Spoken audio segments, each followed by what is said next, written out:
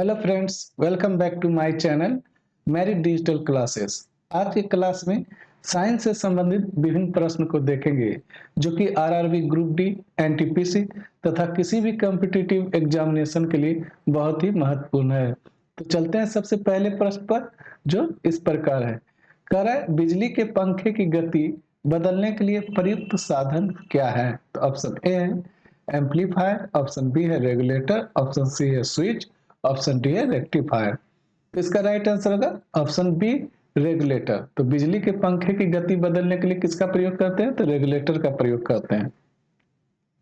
अगले प्रश्न में क्या कह रहा है? कह रहा है सबसे खराब वायु प्रदूषण उत्पन्न करने वाला पदार्थ है। ऑप्शन ए है धुआं, ऑप्शन बी है सल्फर डाइऑक्साइड, ऑप्शन सी है कार्बन डाइऑक्साइड, ऑप्शन डी है कार्बन मोनोऑक्साइड। तो इसका राइट आंसर होगा ऑप्शन सी कार्बन डाइऑक्साइड। अगला प्रश्न में क्या कह रहा है? कह रहा है शैवालों की कोशिका भित्ति किसकी बनी होती है? तो ऑप्शन ए है काइटिन, ऑप्शन बी है सुबेरिन, ऑप्शन सी है सेल्यूलोज, ऑप्शन डी है क्यूटिन। तो इसका राइट आंसर होगा ऑप्शन सी सेल्यूलोज। तो शैवाल का जो है कोशिका भित्ति किसका बना होता है? तो सेल्यूलोज का बना होता है। तो ऑप्शन सी इसका राइट आंसर होगा। अगला प्रश्न में क्या कह रहा है? कह रहा है पृथ्वी की आयु का निर्धारण निम्न में से किस विधि द्वारा किया जाता है? तो ऑप्शन ए है कार्बन डेटिंग विधि, ऑप्शन बी है जैव तकनीक विधि, ऑप्शन सी है जैव घड़ी विधि, ऑप्शन डी है यूरेनियम विधि। तो इसका राइट आंसर होगा ऑप्शन डी यूरेनियम विधि से। अगला प्रश्न में क्या कह रहा है? कह रहा है जल एक उत्कृष्ट विलायक है क्योंकि इसके अणु ऑप्शन ए है हल्के भार वाले हैं, ऑप्शन बी है उदासीन है, ऑप्शन सी है अत्यधिक ध्रुवीय है, ऑप्शन डी है अध्रुवीय है। तो इसका राइट आंसर होगा ऑप्शन सी अत्यधिक ध्रुवीय होने के कारण जल एक क्या है? उत्कृष्ट विलायक होता है। अगला प्रश्न में क्या कह रहा है? कह रहा है कौन सा उपकरण विद्युत प्रतिरोध को मापता है? तो ऑप्शन ए है एमीटर, ऑप्शन बी है पोटेंशियोमीटर, ऑप्शन सी है वोल्ट मीटर, ऑप्शन डी है ओम मीटर। तो इसका राइट आंसर होगा ऑप्शन डी ओम मीटर से क्या है कि विद्युत प्रतिरोध को मापते हैं। अगला प्रश्न में क्या कह रहा है? कह रहा है सूर्य की सतह पर हाइड्रोजन के अलावा दूसरा कौन सा तत्व बहुतायत में पाया जाता है? तो ऑप्शन ए है हीलियम, ऑप्शन बी है नियॉन, ऑप्शन सी है आर्गन, ऑप्शन डी है ऑक्सीजन। तो इसका राइट आंसर होगा ऑप्शन ए हीलियम। तो सूर्य की सतह पर हाइड्रोजन के अलावा जो दूसरा तत्व है जो ज्यादा मात्रा में पाया जाता है वह कौन सा है? तो वह हीलियम है। ऑप्शन ए इसका राइट आंसर होगा। अगला प्रश्न में क्या कर रहा है? कह रहा निम्नलिखित में से किसे जैविक खाद के रूप में प्रयोग किया जाता है? तो ऑप्शन ए है नीम, ऑप्शन बी है एजोला, ऑप्शन सी है यूरिया, ऑप्शन डी है पोटेशियम। तो इसका राइट आंसर होगा ऑप्शन बी एजोला। तो एजोला का उपयोग जैविक खाद के रूप में किया जाता है। नेक्स्ट प्रश्न में क्या कर रहा है? कह रहा है प्राकृतिक रबर किसका बहुलक है? तो ऑप्शन ए है आइसोप्रीन, ऑप्शन बी है ethylene, option C styrene, option D है ब्यूटाडाइन। तो इसका राइट आंसर होगा ऑप्शन ए आइसोप्रीन। तो प्राकृतिक रबर जो है किसका बहुलक है? तो आइसोप्रीन का। अगला प्रश्न में क्या कर रहा है? कह रहा है पेनिसिलिन की खोज किसने की थी? तो ऑप्शन ए चार्ल्स गुडियर ने, ऑप्शन बी है माइकल फैराडे, ऑप्शन सी है अलेक्जेंडर फ्लेमिंग, ऑप्शन डी है विलियम हार्वे ने। तो इसका राइट आंसर होगा ऑप्शन सी अलेक्जेंडर फ्लेमिंग ने पेनिसिलिन का खोज किया था। अगला प्रश्न में क्या कर रहा है? कह रहा है प्रकाश संश्लेषण के लिए कौन सी गैस आवश्यक है? तो ऑप्शन ए है O2, ऑप्शन बी है CO, ऑप्शन सी है N2, ऑप्शन डी है CO2। तो इसका राइट आंसर होगा ऑप्शन डी CO2। तो प्रकाश संश्लेषण के लिए कौन सा गैस आवश्यक है? तो CO2 कार्बन डाइऑक्साइड आवश्यक होता है। अगला प्रश्न में क्या कर रहा है? कह रहा है एक विशेष कार्य करने वाले सामान्य कोशिकाओं के समूह को क्या कहते हैं? तो ऑप्शन ए है अंग, ऑप्शन बी है अंग तंत्र, ऑप्शन सी है उत्तक, ऑप्शन डी है कोशिकीय संरचना। तो इसका राइट आंसर होगा ऑप्शन सी उत्तक। अगला प्रश्न में क्या कह रहा है? कह रहा है प्लाज्मा में जल का प्रतिशत मात्रा कितना होता है? तो ऑप्शन ए है 60%, ऑप्शन बी है 70%, ऑप्शन सी है 80%, ऑप्शन डी है 90%। तो इसका राइट आंसर होगा ऑप्शन डी 90% होता है। तो प्लाज्मा में जल का प्रतिशत कितना होता है? तो 90% होता है। तो ऑप्शन डी इसका राइट आंसर होगा। अगला प्रश्न क्या कह रहा है, कह रहा निम्नलिखित में से कौन सा एक प्राकृतिक फल पकाने वाला हार्मोन है। तो ऑप्शन ए है काइनेटिन, ऑप्शन बी है जिब्रेलिन, ऑप्शन सी है ऑक्सिन, ऑप्शन डी है एथिलीन।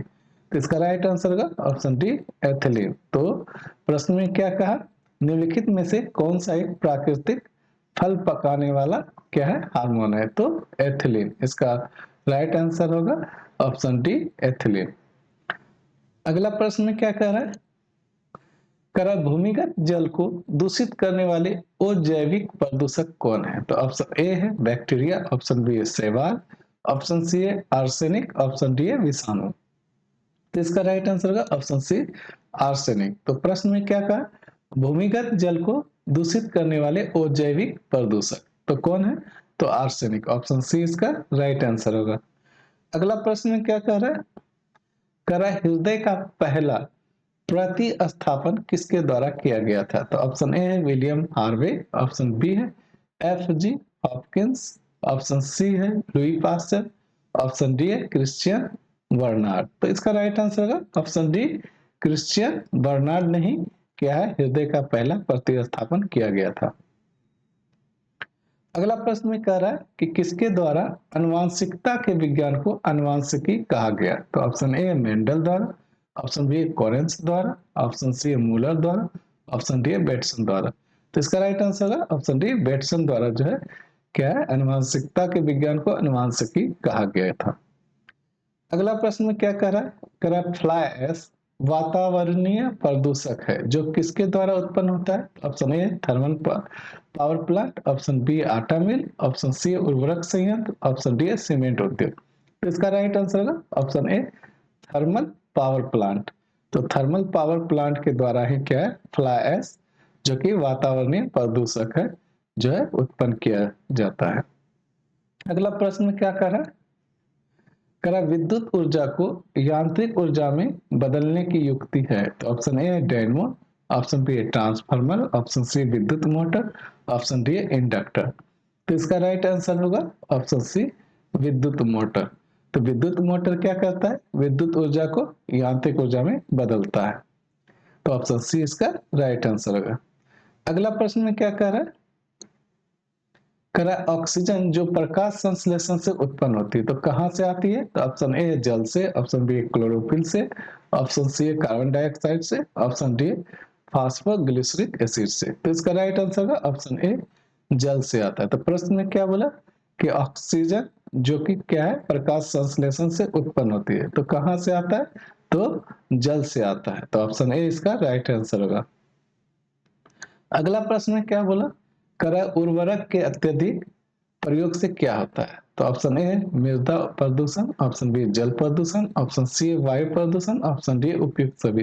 तो इसका राइट आंसर होगा ऑप्शन डी उपयुक्त सभी। तो उर्वरक के अत्यधिक प्रयोग से क्या होता है कि मृदा प्रदूषण होता है, जल प्रदूषण होता है, साथ ही साथ क्या होता है वायु प्रदूषण भी होता है। तो इसलिए इसका राइट आंसर होगा ऑप्शन डी उपयुक्त सभी होता है।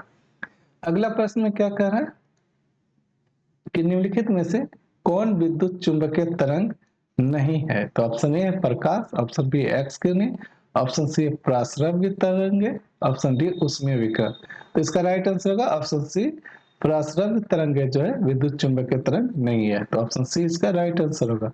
अगला प्रश्न में क्या कर रहा है, मनुष्य की त्वचा सबसे मोटी होती है। तो ऑप्शन ए हथेली पर, ऑप्शन बी तलवे पर, ऑप्शन सी दर पर, ऑप्शन डी सिर पर। तो इसका राइट आंसर होगा ऑप्शन बी तलवे पर जो है मनुष्य की त्वचा सबसे मोटी होती है। अगला प्रश्न में क्या कह रहा है, कह रहा है कि स्टेथोस्कोप का आविष्कार किसने किया था। तो option A Jenner, option B Laennec, option C Sabin, option D Pasteur. तो इसका राइट आंसर होगा ऑप्शन बी लेन्नेक ने ही स्टेथोस्कोप का आविष्कार किया था। तो ऑप्शन बी इसका राइट आंसर होगा। अगला प्रश्न में क्या कह रहा है, कह रहा है पीडियाट्रिक्स निम्न में से किसके अध्ययन से संबंध है। तो ऑप्शन ए अस्थि रोग, ऑप्शन बी हृदय रोग, ऑप्शन सी है शिशु रोग, ऑप्शन डी नेत्र रोग। तो इसका राइट आंसर होगा ऑप्शन सी शिशु रोग से संबंधित जो है पीडियाट्रिक्स है। तो पीडियाट्रिक्स में किसका अध्ययन करते हैं, तो शिशु रोग से संबंधित का अध्ययन करते हैं।